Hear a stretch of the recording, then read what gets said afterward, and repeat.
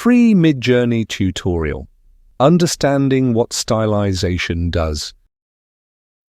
There is a setting on MidJourney in the Aesthetics panel called Stylization that most users probably have little understanding of. I know I didn't for a long while until it clicked. And now I'm here to explain to you what it does and how it can be used to your advantage. The best way to explain what Stylize does is to explain how it came about. Sometimes you look at images from MidJourney and think to yourself, yes, they really look like MidJourney images, and they're great. Or maybe they look too much like a MidJourney image, and that's because the model on MidJourney, in a way, is trained twice. Once by MidJourney itself, and then secondly by the community. And this is what stylization basically is, the community-trained aesthetic model. So how has this been trained? Every time people perform rankings to get free fast hours on this page here, then it keeps refining this model and ends up with this second trained model, the stylization. Just to show you what I mean, let's generate a photo of a woman with -S10 and a woman with -S1000. This first set at 10 is closer to the trained base model of version 6.1, and this second set at 1000 is closer to the aesthetic choices of the community created through the rankings. You can see that set to 1000, these are the women that the community has trained MidJourney to give us. It's the average sort of women we've settled upon, aesthetically speaking. And the first set are just from the base models, so are more varied and picked at random.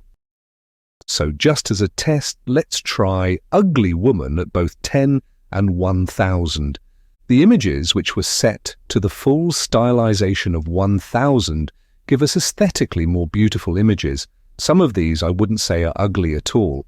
So why don't we just set stylization to 1000 for our book covers, because we want the most beautiful images. There are a couple of problems with this. Let me show you what I mean. Let's try a 27-year-old ugly woman set to 1000 and to 10. See, MidJourney gets very confused. It can't resolve these issues.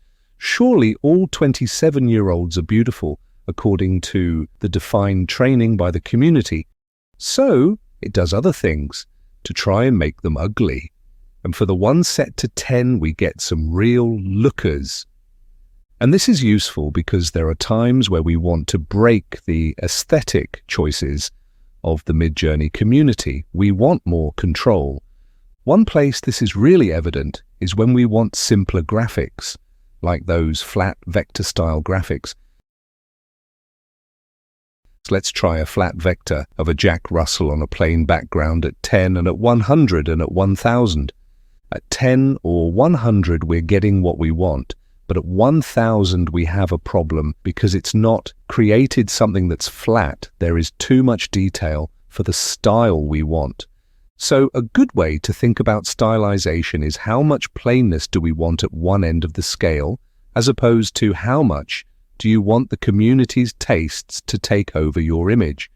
And if you want the community's tastes to take over, then expect less control over your prompt and the images to be more alike. We all get the chance to set a default for our images in the settings. For me, I generally work at 300 as the default. I think it strikes a good balance. But go play with it yourself. See how it affects your own images.